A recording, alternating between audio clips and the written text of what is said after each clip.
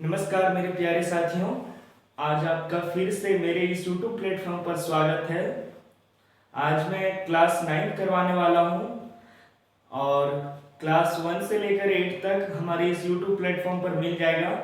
तो आज मैं बताने वाला हूं आर्यक साहित्य में कल पूरा क्लियर कर चुका हूं, हर एक पॉइंट को देख चुका हूं, एग्जाम के लेवल के पॉइंट को देख चुका हूं और आज मैं बताने वाला हूं आर्यक साहित्य के अंतर्गत आने वाले सूत्र के बारे में हम लोग चर्चा करेंगे और उनकी पॉइंट को देखेंगे।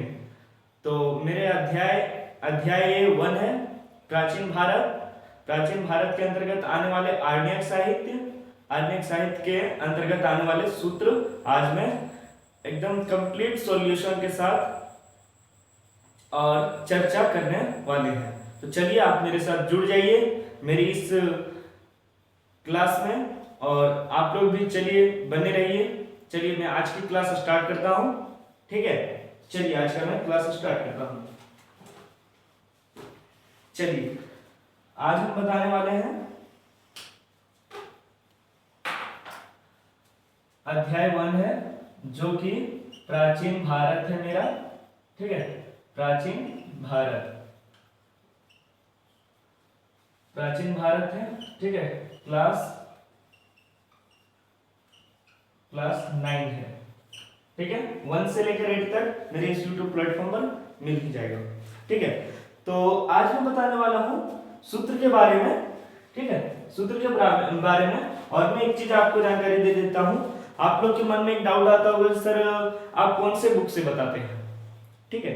तो मैं बताना चाहता हूं कि मैं ये बुक से बताता हूं जो कि पॉकेट जीके है, सामान्य ज्ञान है, जो कि खान सर के द्वारा रचयिता है, ठीक है। रचयिता है आरबीडी है ना। तो आपने ये इस बुक का कंप्लीट सॉल्यूशन मेरे इस YouTube प्लेटफॉर्म पर मिल जाएगा, ठीक है। तो चलिए आज का मैं क्लास स्टार्ट कर रहा हूं।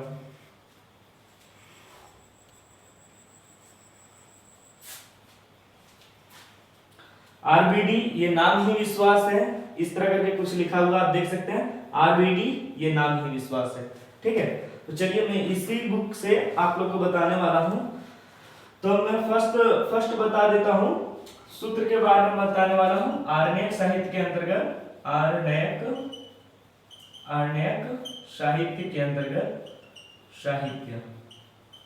साहित्य के अंतर्गत क्या बताने वाला हूं, सूत्र को बताने वाला हूं, ठीक है। इसकी मैं आर्यक साहित्य, ब्राह्मण ग्रंथ, ऋग्वेद, यजुर्वेद, सामवेद, अथर्ववेद ये सारे क्लासेस हो चुके हैं। आप डायरेक्ट इस क्लास को ना करें, मेरी तरफ से ये राय होगी कि आप डायरेक्ट इस क्लास को ना करें। पहले आप हमारी 1 से लेकर क्लास 8 तक कर लें, फिर ये क्लास 9 करें, तब आपको पूरी डिटेल में समझ में आएगी, ठीक है। तो चलिए मैं आज की क्लास स्टार्ट करता हूं। सूत्र, ठीक है। सूत्र क्या बताया जा रहा है मेरे पॉइंट में, सूत्र में बताने वाला हूं, ठीक है। पॉइंट नंबर ए कर देता हूं। पॉइंट नंबर ए एकदम आसान भाषा में समझाया जाएगा, ठीक है। वैदिक साहित्य के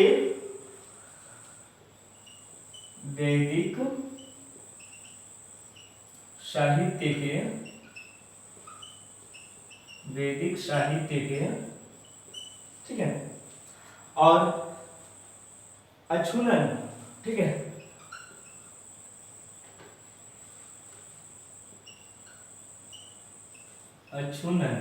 ठीक है। अछूनन बनाए रखने के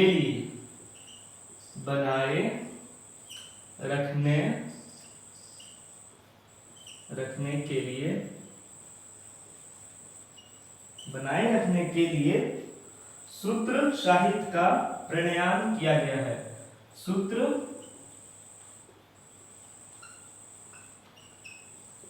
साहित्य का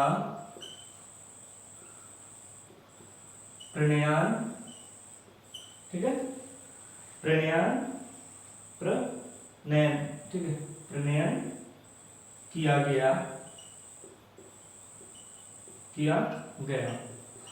मैं एक बात और भी बता देना चाहता हूं, ये किताबी भाषा है, ठीक है। वैदिक साहित्य के अछूनन और एक प्रणयन, तो आप लोग को इस वर्ड के बारे में मैं बता दूंगा, आप लोग घबराएं नहीं, ठीक है। मेरी इस क्लास में जुड़े ही रहें, मैं इसके बारे में भी बता दूंगा, प्रणयन के बारे में भी बता दूंगा।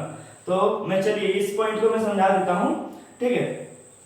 वैदिक साहित्य के अक्षुण्ण बनाए रखने के लिए सूत्र साहित्य का प्रणयन किया गया है, ठीक है। किया गया है या तो किया गया था बोलेंगे, ठीक है।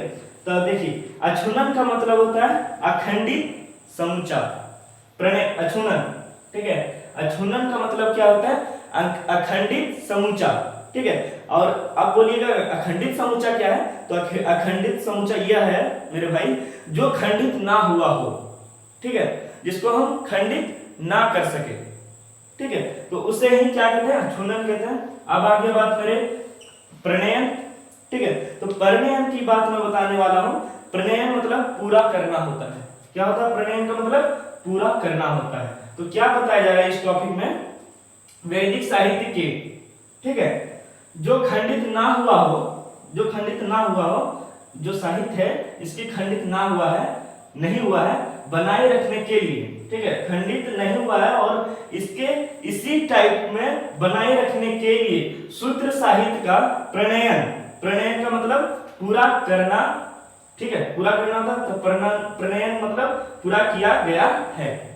समझ में आई मेरी बात? वैदिक साहित्य के अक्षुण्ण यानी कि खंडित ना होना, ठीक है, तो खंडित ना होना या तो खंडित ना हो, ठीक है, अक्षुण्ण, तो वैदिक साहित्य के खंडित नहीं हुआ है और बनाए रखने के लिए, इस साहित्य को बनाए रखने के लिए सूत्र साहित्य का प्रणयन, प्रणयन का मतलब मैं अभी बोला हूं पूरा करना, ठीक है, पूरे किया गया है। समझ में आ गई? चलिए मैं नेक्स्ट पॉइंट की चर्चा करता हूं। और यदि आपको मेरी लैंग्वेज को नहीं समझ में आ रही है तो आप अपनी कमेंट बॉक्स में आप अपनी राय दे सकते हैं, ठीक है। तो चलिए नेक्स्ट पॉइंट है मेरा ऐसे सूत्र जिनमें, कौन से ऐसे सूत्र? वैदिक साहित्य की ही बात की जा रही है, आप लोग घबराएं नहीं, ठीक है। ऐसे सूत्र विधि और नियमों का प्रतिपादन किया जाता है, कल्प सूत्र कहलाते हैं, ठीक है। इसमें क्या आ रहा है? प्रतिपादन आ रहा है। इसकी भी मैं बता दूंगा कि इसकी मतलब क्या होती है, ठीक है। तो पहले मैं लिख देता हूं, पॉइंट नंबर क्या होगा? बी होगा, ठीक है। ऐसे सूत्र यानी कि वैदिक साहित्य, ठीक है, ऐसे सूत्र, ऐसे सूत्र, ऐसे सूत्र जिनमें विधि और नियमों, जिनमें विधि और नियमों, जिनमें विधि और नियमों, ठीक है, जिनमें विधि और नियमों का प्रतिपादन,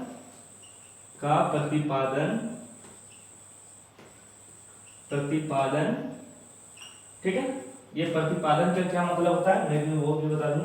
प्रतिपादन किया जाता हो,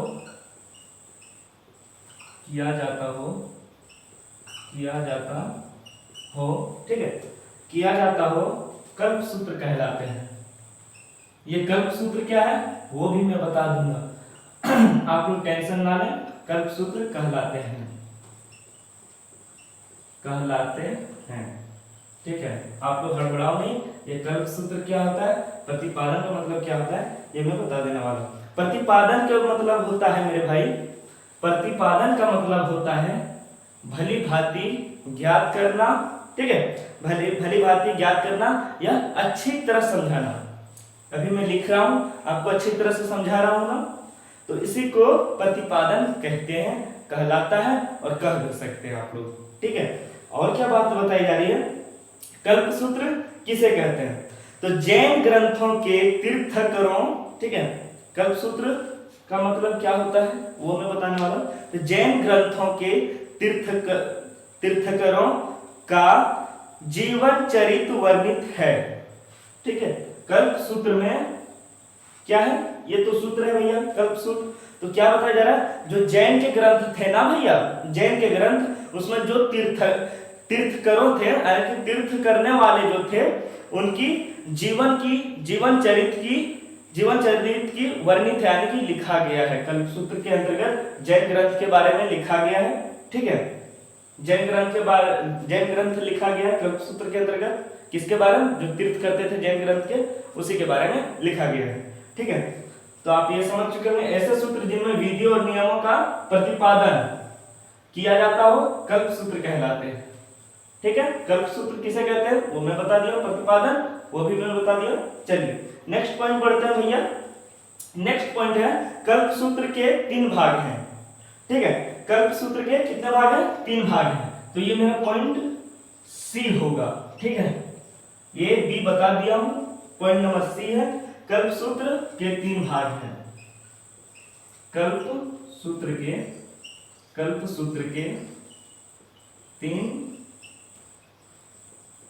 3 भाग हैं। अब वह कौन कौन सा है वो मैं समझा देता हूं। कल्पसूत्र के 1 मिनट, कल्पसूत्र 3 भाग हैं। पहला स्रोत सूत्र। ठीक है, स्रोत सूत्र पहला, 1 मिनट, स्रोत सूत्र। ठीक है, पहला स्रोत सूत्र। अब स्रोत सूत्र के क्या है, इनके अंदर क्या है? स्रोत सूत्र के अंदर यज्ञ संबंधी नियम के बारे में जानकारी दी गई है। कल्पसूत्र 3 भाग है, कल्पसूत्र के 3 भाग हैं। पहला स्रोत सूत्र, स्रोत सूत्र में क्या बताया गया? यज्ञ संबंधी नियम, यज्ञ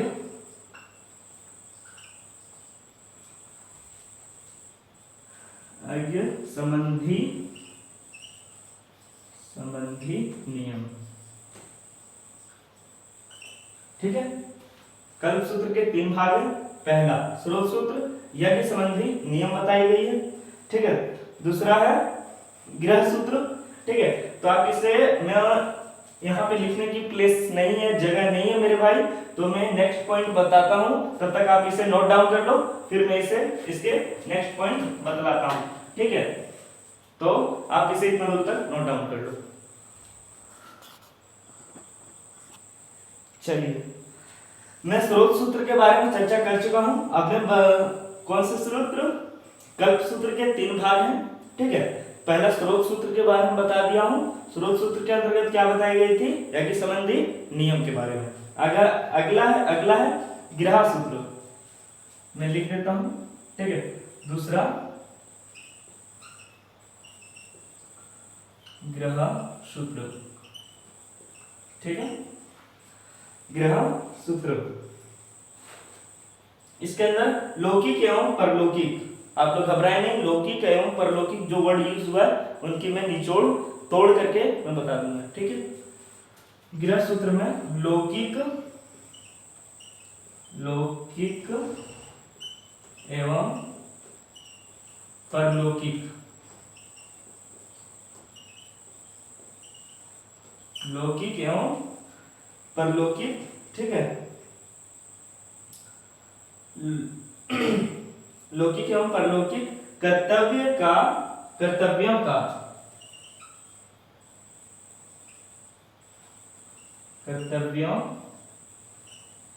कर्तव्यों का विवेचन है, विवेचन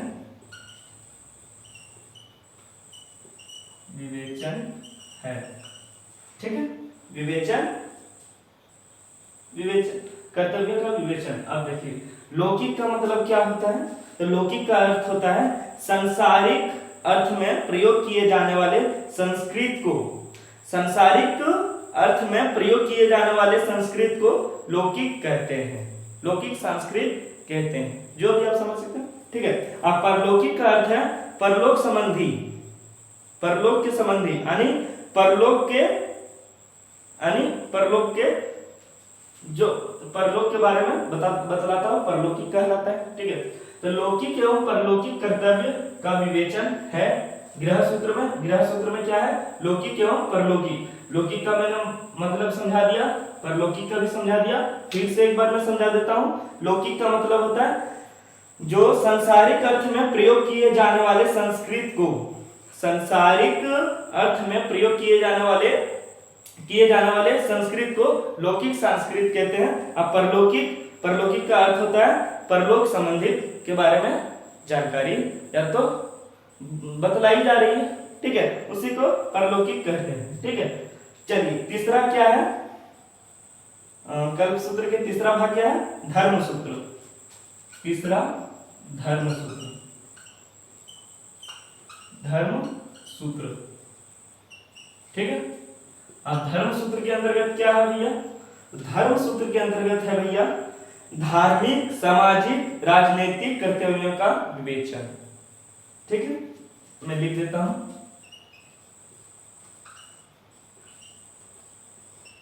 धार्मिक सामाजिक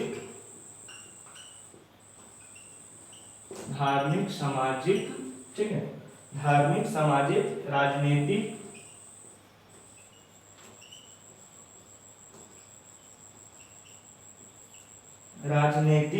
कर्तव्यों, यहां पे मैं लिख देता हूं,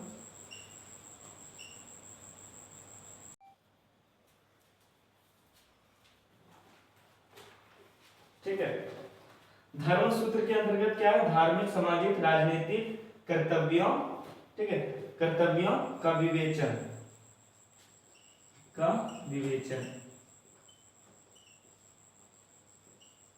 देखिए जैसे कि आपको नाम से ही पता चल रहा है धर्म सूत्र, तो धर्म सूत्र के अंतर्गत क्या है भैया, धार्मिक सामाजिक, समाज के तौर तरीके, राजनीतिक, राज्य की जो नीति होती थी उसकी तौर तरीके, कर्तव्यों का विवेचन, ठीक है, तौर तरीके का मतलब कर्तव्य हो गया, ठीक है, तो उसका विवेचन धर्म सूत्र के अंतर्गत, ठीक है।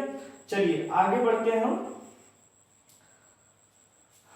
हम बढ़ जाते हैं, ठीक है, 1 मिनट।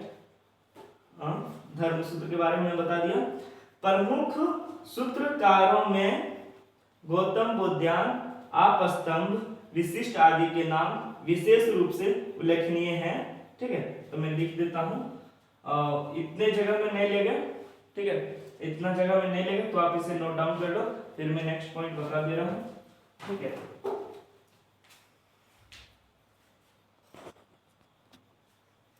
चलिए नेक्स्ट पॉइंट है प्रमुख सूत्रकारों, ठीक है, पॉइंट देख करके लिख देता हूं मैं, प्रमुख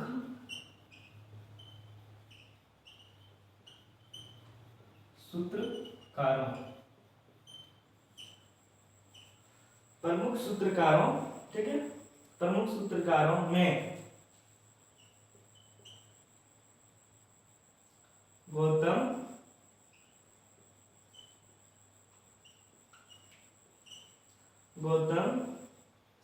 बुद्धान, ठीक है,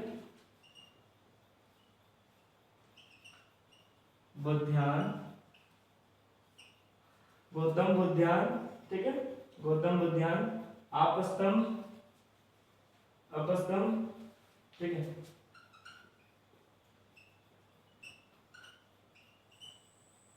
आपस्तंभ, ठीक है, आपस्तंभ और विशिष्ट आदि के, विशिष्ट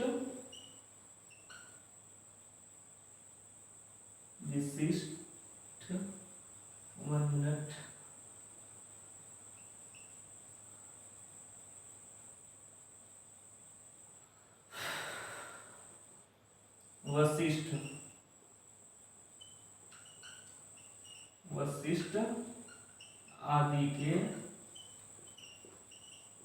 वशिष्ठ आदि के नाम विशेष रूप से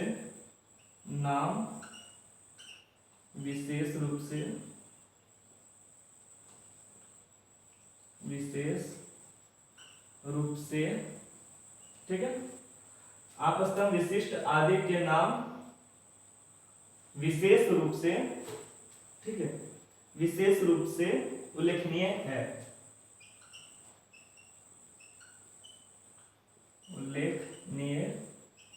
उल्लेखनीय है। आप समझ में आ रही है मेरी बात। प्रमुख सूत्रकारों में गौतम, बुद्धान, आपस्तंभ, वशिष्ठ आदि के नाम विशेष रूप से उल्लेखनीय है। जो प्रमुख सूत्रकार थे ना भैया, प्रमुख जिसको कहते हैं ना, अरे बोले तो एक क्लास होती है, उस क्लास में प्रमुख किसे कहते हैं, हेड सर को, समझ रहे हैं ना। हेड सर को क्या कहते हैं, प्रमुख कहते हैं। प्रमुख कौन है, हेड सर है। हेड सर कहाँ पे गए हैं, तो वहां पे गए हैं आज ये काम से, तो उस तरह के बोलते हैं। तो उसी में बताया जा रहा है प्रमुख सूत्रकारों में गौतम, बोधायन, आपस्तम्ब, वशिष्ठ आदि के नाम विशेष रूप से उल्लेखनीय है, यानी कि वर्णित है, यानी कि लिखा गया है। प्रमुख सूत्रकारों में प्रमुख सूत्रकारों कौन कौन थे, गौतम, बोधायन, आपस्तम्ब, वशिष्ठ आदि के नाम विशेष रूप से उल्लेखनीय है। समझ गए। चलिए नेक्स्ट पॉइंट में बता देता हूँ। नेक्स्ट पॉइंट है भैया, गौतम धर्म सूत्र सबसे प्राचीन है। प्राचीन मतलब पहले के भी वीडियो में बताया था, पहले के भी क्लासेस में बताया था। तो प्राचीन का मतलब होता है पुराना, ठीक है, पुराना होता है। तो चलिए मैं लिख देता हूं। नेक्स्ट पॉइंट है गौतम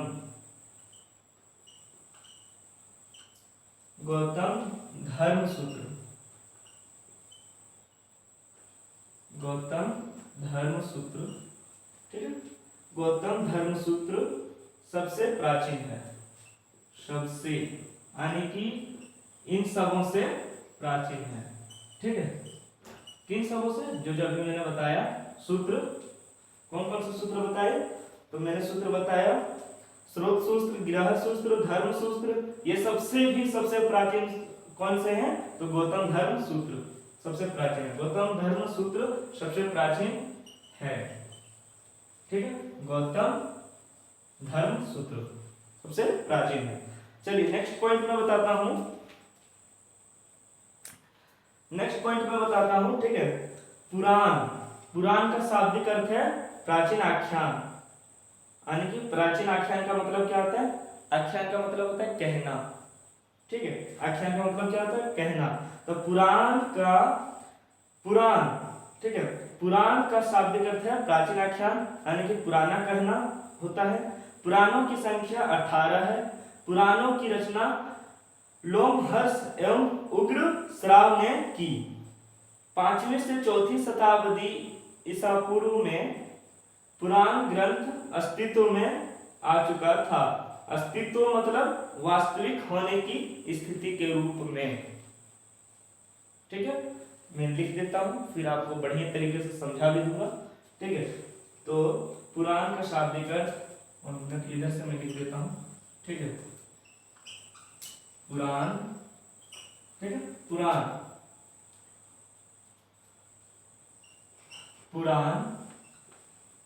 का शाब्दिक अर्थ क्या है, पुराण का शाब्दिक अर्थ क्या है, प्राचीन आख्यान। प्राचीन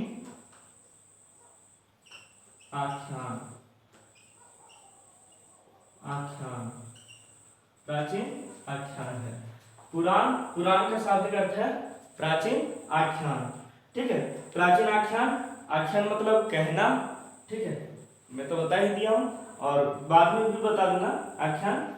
प्राचीन आख्यान होता है,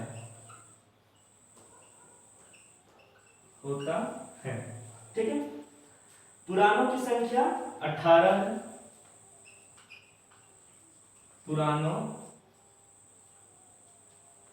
की संख्या कितनी है भैया, संख्या 18 है। पुराणों की संख्या 18 है, ठीक है, 18 है। पुराणों की रचना, यहां पे मैं नेक्स्ट पॉइंट में लिख देता हूं। पुराणों की रचना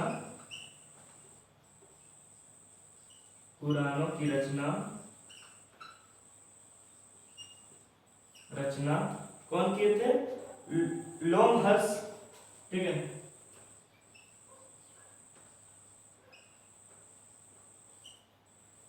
लोमहर्ष, ठीक है, लोमहर्ष एवं उग्रश्राव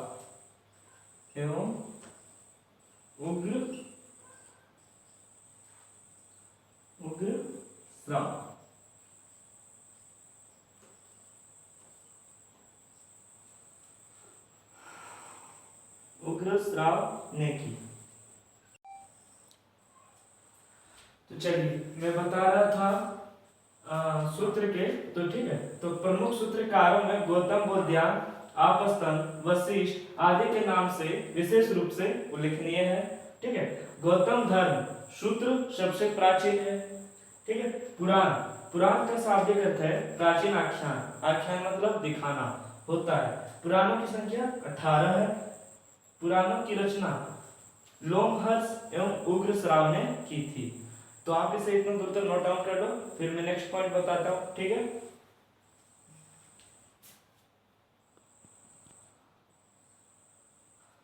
चलिए नेक्स्ट पॉइंट है, अमरकोश में पुराणों के 5 विषय बताए गए हैं।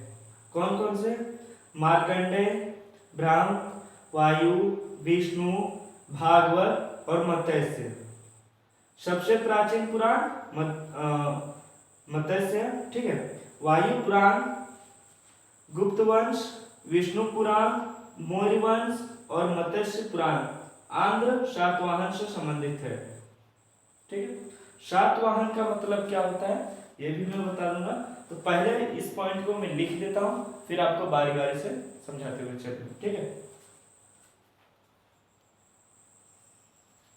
तो देखिए क्या है पॉइंट, अमरकोश। ठीक है, पॉइंट अमरकोश।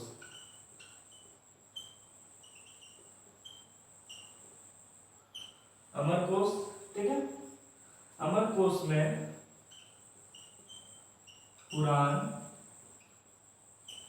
अमरकोश में पुराण कितने हैं भैया? अमरकोश में पुराण 5 विषय बताए गए हैं। कितने? 5 विषय बताए गए हैं। विषय बताए गए हैं, बताए गए हैं। अमरकोश में पुराण 5 विषय बताए गए हैं। पुराण 5 विषय बताए गए हैं। ठीक है, कौन कौन सा? ठीक है, तो कौन कौन सा भैया? मार्कंडेय पहला, मार्कंडेय, मार्कंडेय दूसरा। ठीक है, पहला मार्कंडेय और फिर दूसरा है ब्रह्म, ब्रह्म। ठीक है, ब्रह्म। तीसरा है वायु, वायु। ठीक है, वायु। चौथा है विष्णु। क्या क्या है? मार्कंडेय, ब्रह्म, वायु, विष्णु, मार्कंडेय। ठीक है, ब्रह्म, विष्णु। 1 मिनट, मार्कंडेय हो गया, ब्रह्म। ठीक है, ब्रह्म के बाद वायु, ब्रह्म के बाद वायु, विष्णु, फिर है विष्णु, विष्णु। ठीक है, फिर है भागवत, भागवत और मत्स्य। और क्या है? मत्स्य। ठीक है, अब क्या बताया जा रहा है? मत्स्य सबसे प्राचीन पुराण है। मत्स्य सबसे प्राचीन, सबसे प्राचीन पुराण, पुराण है। मार्कंडेय, ब्रह्म, वायु, विष्णु, भागवत और मत्स्य। ठीक है, मत्स्य जो है सबसे प्राचीन पुराण है, यानी कि सबसे पुराना पुराण मत्स्य पुराण। ठीक है, चलिए नेक्स्ट पॉइंट है वायु पुराण, गुप्त वंश, विष्णु पुराण और मौर्य वंश और मत्स्य पुराण। ठीक है, 5 विषय कौन कौन से हैं? तो वो ये है वायु पुराण पहला, इधर से मैं लिख देता हूं, वायु पुराण, वायु पुराण। दूसरा है, ये 5 विषय बताने वाले हैं, ठीक है। ये जो मैं बताया इसकी तोड़ है, ठीक है, कौन कौन से है उसकी थोड़ी थोड़ी मैं बता दिया हूँ। फिर अगर क्या है इसकी पूरी डिटेल में बताया गया है, ठीक है, उसी तरह से बुक में बताया गया है, ठीक है। तो क्या क्या है भैया, तो वायु पुराण, गुप्त वंश, गुप्त वंश, गुप्त वंश तीसरा, ठीक है। तीसरा क्या है, विष्णु पुराण, विष्णु पुराण, विष्णु पुराण, ठीक है। चौथा है मौर्य वंश,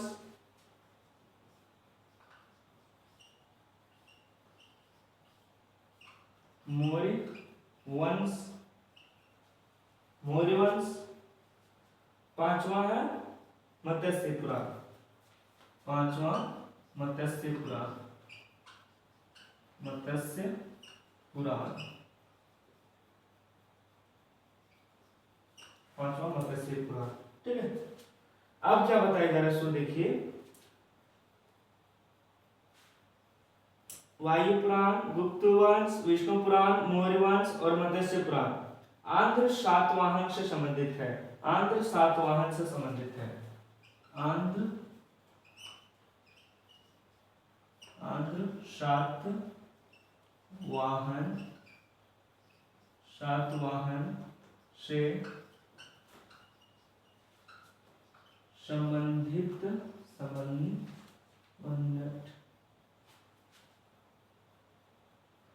संबंधित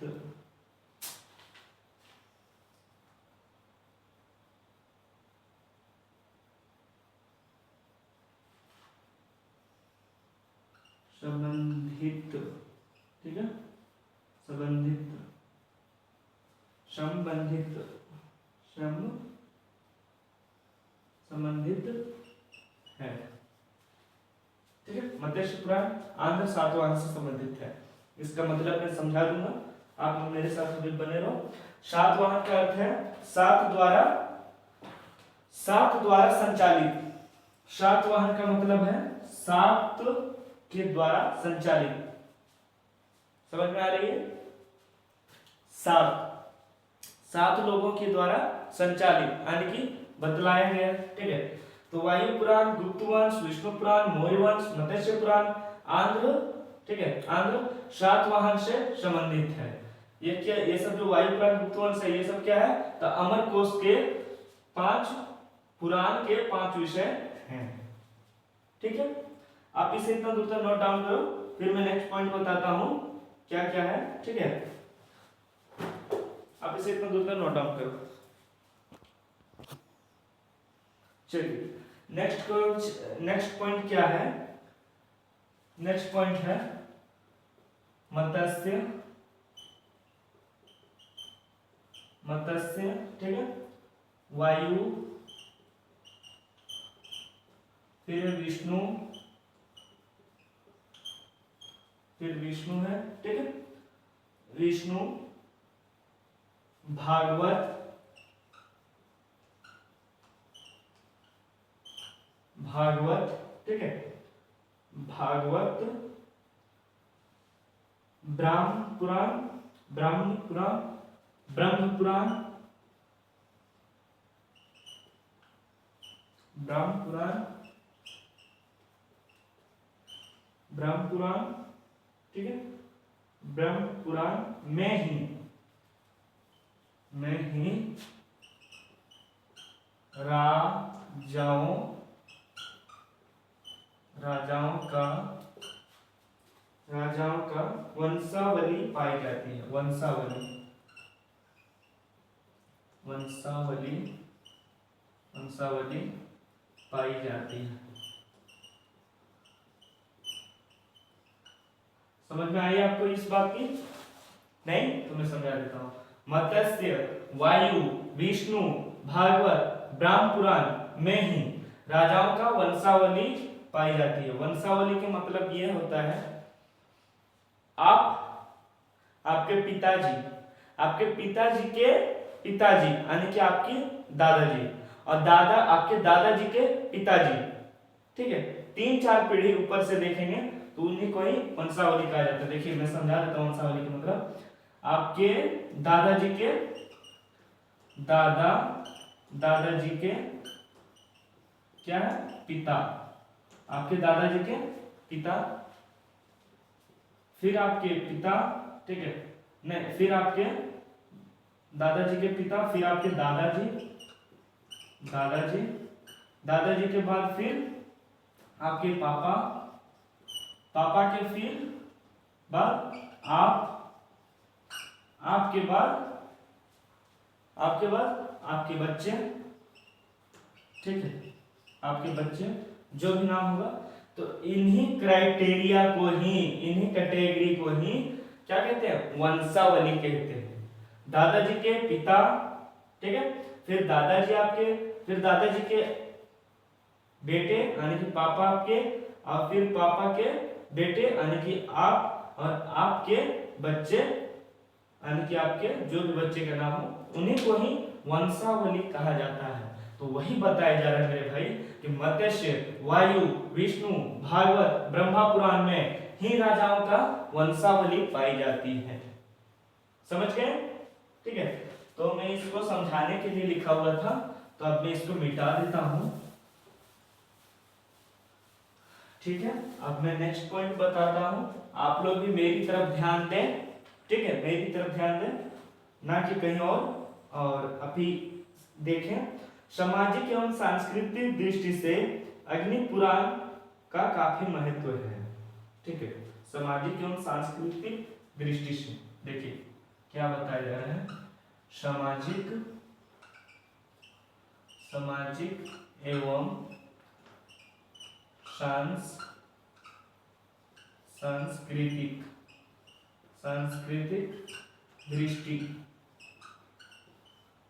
दृष्टि से, सामाजिक एवं सांस्कृतिक दृष्टि से अग्नि पुराण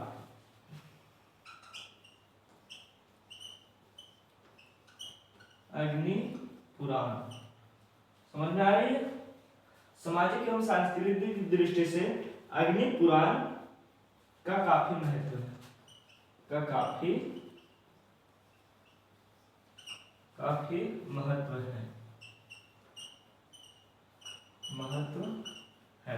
समझ रहे? सामाजिक एवं सांस्कृतिक दृष्टि यानी कि देखा जाए तो समाज एवं सांस्कृतिक यानी कि जो आपके जो संस्कृत है, मतलब रीति रिवाज को ही सांस्कृतिक कहते हैं। ठीक है, तो सामाजिक एवं सांस्कृतिक दृष्टि से अग्नि पुराण का काफी महत्व है। ठीक है, चलिए नेक्स्ट पॉइंट में चर्चा करता हूं। नेक्स्ट पॉइंट है मेरा, जिसमें राजतंत्र के साथ साथ कृषि संबंधित विवरण भी दी गया है। जिसमें अग्नि पुराण में, मैं लिख देता हूं, अग्नि पुराण में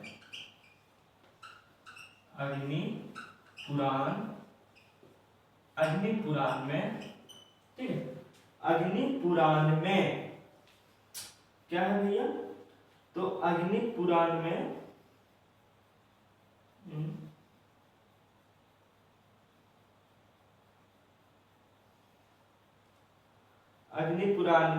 राजतंत्र के साथ,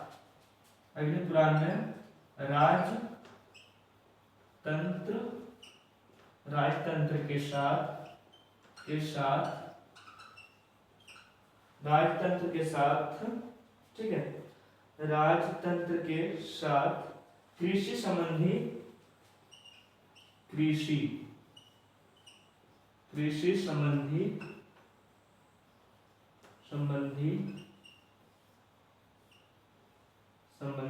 ठीक है, कृषि संबंधी विवरण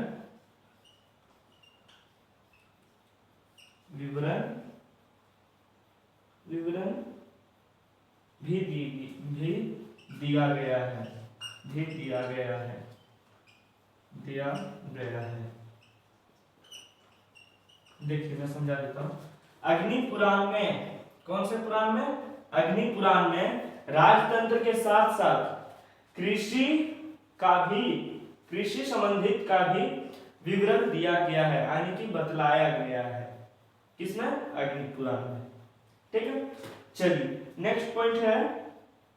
नेक्स्ट पॉइंट क्या है? सर्वप्रथम पार्सिटर ने पुराणों का ऐतिहासिक महत्व को पढ़ा था। सर्वप्रथम, देखिए लिख देता हूं मैं, सर्वप्रथम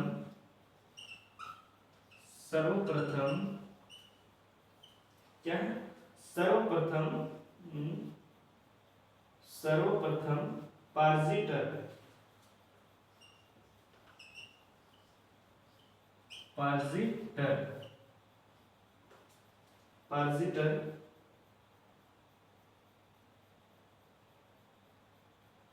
पार्सिटर ने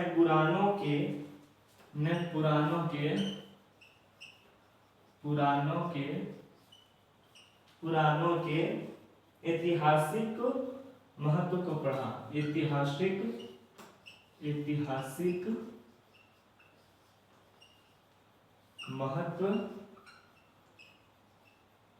महत्व को पढ़ा।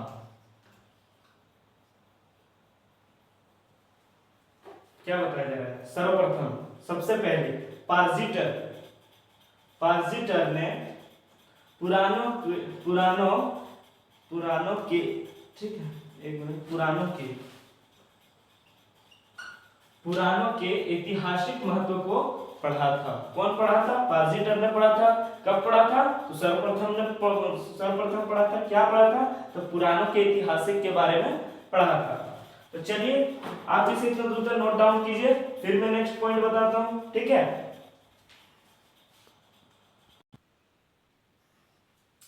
चलिए नेक्स्ट पॉइंट बताते हैं। नेक्स्ट पॉइंट क्या है? पुराण संबंधित वंश मत्स्य, शुग एवं सातवाहन वंश, विष्णु, मौर्य वंश, वायु, गुप्त वंश, वेद, उपनिषद, पुराण और धर्मसूत्र संस्कृत भाषा में लिखे गए हैं। देखिए, पुराण से संबंधित वंश जो थे ना भैया, वो संस्कृत भाषा में लिखे गए हैं। कौन कौन से? तो वो मैं चर्चा करने वाला हूं। ठीक है, तो पुराण संबंधित वंश पहले मैं लिख देता हूं पॉइंट बना करके। पुराण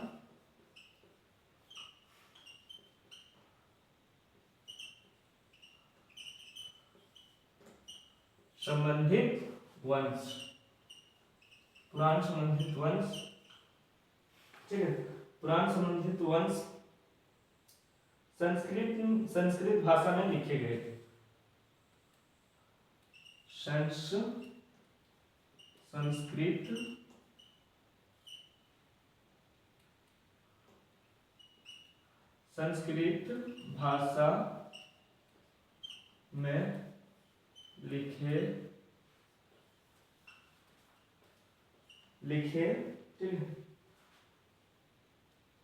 लिखे गए हैं।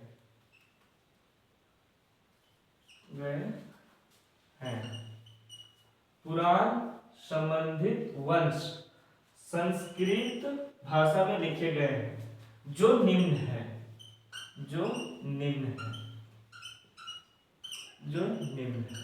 कौन कौन सा है भैया? पहला, ठीक है, पहला क्या है? तो पहला है मत्स्य। एक मिनट मैं यहां से लिख देता हूं ताकि जगह प्लेसेस बचे। पहला है मत्स्य, ठीक है। आगे मत्स्य के बाद है शुंग,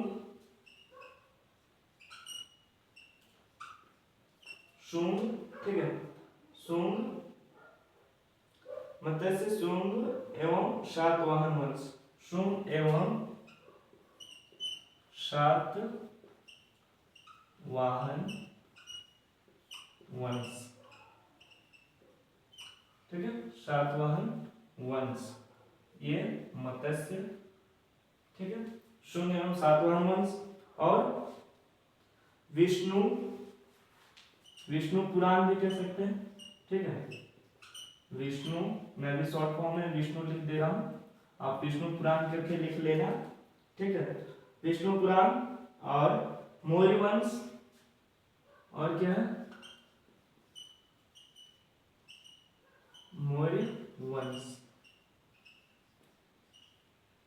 मौर्य वंश, और क्या है भैया, मौर्य वंश, वायु,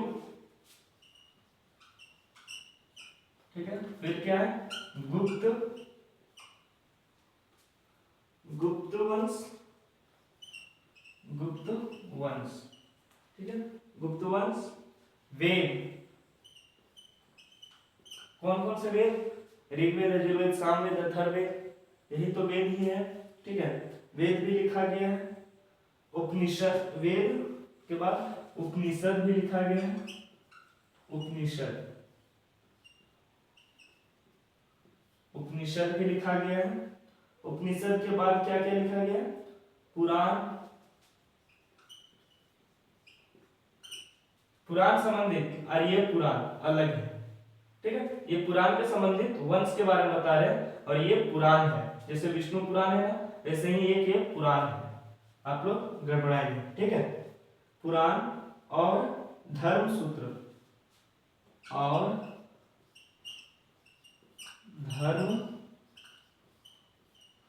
धर्म सूत्र, ठीक है, धर्म सूत्र, और क्या है, धर्म सूत्र इत्यादि, इत्यादि, ठीक है। पुराण संबंधित वंश जो कि संस्कृत भाषा में लिखे गए हैं, जो निम्न है, कौन, मत्स्य, शुंग एवं शातवाहन वंश, ठीक है, विष्णु पुराण, मौर्य वंश, वायु, गुप्त वंश, वायु पुराण भी कह सकते हैं, ये वायु सिर्फ लिख दिया गया है, वायु पुराण भी कह सकते हैं, गुप्त वंश, वेद, उपनिषद, पुराण और धर्मसूत्र इत्यादि, यही सब क्या चीज लिखे हैं, संस्कृत भाषा में लिखे गए हैं, ठीक है। चलिए नेक्स्ट पॉइंट क्या है भैया, नेक्स्ट पॉइंट है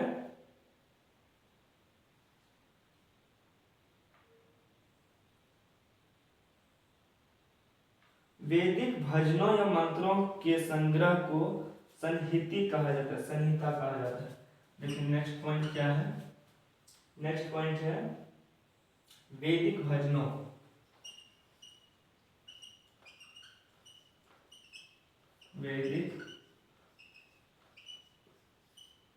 वैदिक भजनों या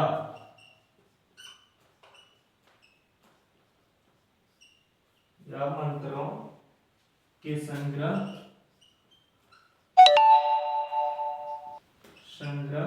ठीक है, के संग्रह को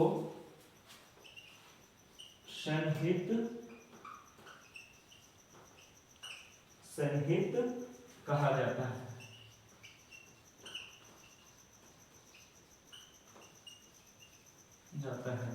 ठीक है।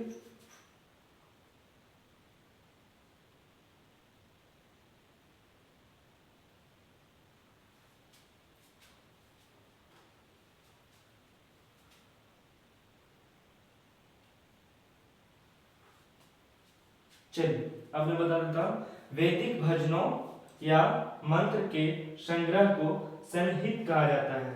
संहित का मतलब होता है, संहिता का मतलब होता है संयोग या मेल, ठीक है, संयोग या मेल। तो चलिए मैं बता देना चाहता हूं कि जो पुराण संबंधित वंश जो थे संस्कृत भाषा में लिखे गए थे, वह कौन कौन से थे, तो इसमें मैं कुछ सुधार करने वाला हूं मेरे भाई, थोड़े से यहाँ पे गड़बड़ी हो चुकी है। तो क्या है, पुराण संबंधित वंश में पुराण संबंधित वंश संस्कृत भाषा में लिखे गए हैं जो निम्न है। 1 मिनट, मैं इसको इतना दूर तक फर्स्ट मिटा देता हूँ, अभी आप लोग नहीं लिखना, मैं बता देता हूँ क्या गड़बड़ी हुई है, थोड़ी सी गड़बड़ी हो गई है, ठीक है। क्या पुराण संबंधित वंश, पुराण संबंधित वंश कौन कौन से हैं, पुराण संबंधित, पुराण संबंधित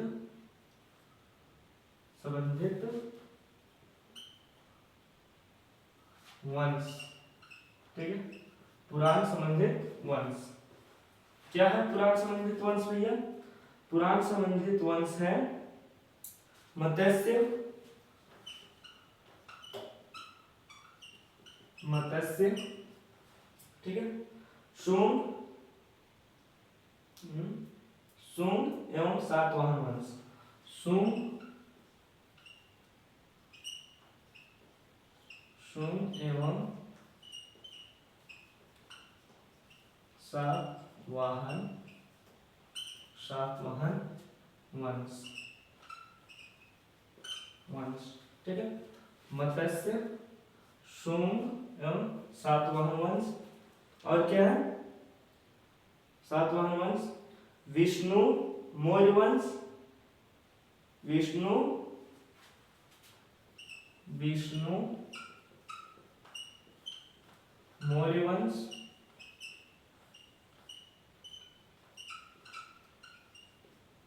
मौर्य वंश, ठीक है, मौर्य वंश। और मत्स्य पुराण, सॉरी, विष्णु मौर्य वंश, वायु, ठीक है, वायु, वायु गुप्त वंश,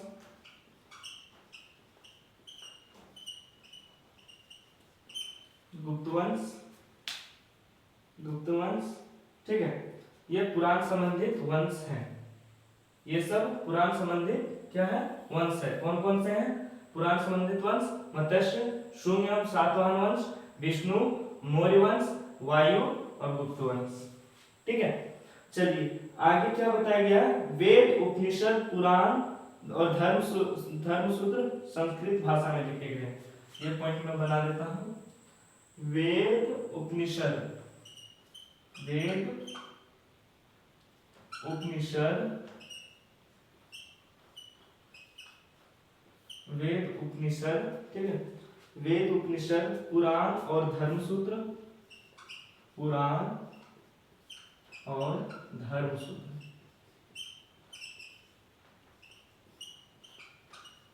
धर्मसूत्र, पुराण और धर्मसूत्र, ठीक है, पुराण और धर्मसूत्र संस्कृत भाषा में लिखे गए हैं, संस्कृत भाषा में लिखे गए हैं, संस्कृत, संस्कृत भाषा में लिखे गए हैं, में लिखे गए हैं। संस्कृत भाषा में कौन कौन से लिखे गए हैं भैया वेद? तो कौन कौन से पुराण लिखे गए? तो वेद, उपनिषद, पुराण और धर्मसूत्र, पुराण और धर्मसूत्र संस्कृत भाषा में लिखे गए हैं। पहला वेद, दूसरा उपनिषद, तीसरा पुराण और धर्मसूत्र संस्कृत भाषा में लिखे गए। पुराण संबंधित वंश, पुराण के संबंधित वंश कौन कौन से वंश थे? मत्स्य वंश, शुंग एवं सातवाहन वंश, विष्णु वंश, मौर्य वंश, वायु वंश, गुप्त वंश, ठीक है। और ये क्या है? उपनिषद, वेद, उपनिषद, पुराण, पुराण और धर्मसूत्र संस्कृत भाषा में लिखे गए। वैदिक भजनों या मंत्रों के संग्रह को संहित कहा जाता है। संहित का मतलब होता है संयोग या मेल, ठीक है, संयोग या मेल। तो आशा करते हैं कि आपको ये क्लास पसंद आई होगी। रात के 12 बज रहे हैं मेरे भाई, ठीक है, जो कि सभी लोग सो चुके हैं और मैं यहाँ आपको पढ़ाने में लगा हूँ, ठीक है। तो आशा करते हैं कि आपको ये क्लास पसंद आई होगी। यदि क्लास पसंद आती है तो आप कृपया करके एक लाइक और सब्सक्राइब करना ना भूलें। और एक बात मैं बताना चाहता हूँ, कल मैं बताने वाला हूँ स्मृति साहित्य बताने वाला हूँ, कल मैं बताने वाला हूँ स्मृति साहित्य। तो आशा करते हैं कि आपको ये क्लास पसंद आई होगी। यदि क्लास पसंद आती है तो कृपया करके एक लाइक और सब्सक्राइब करना ना भूलें। चलिए फिर नेक्स्ट क्लासेस में मिलता हूँ, तब तक के लिए जय हिंद, जय भारत, जय झारखंड।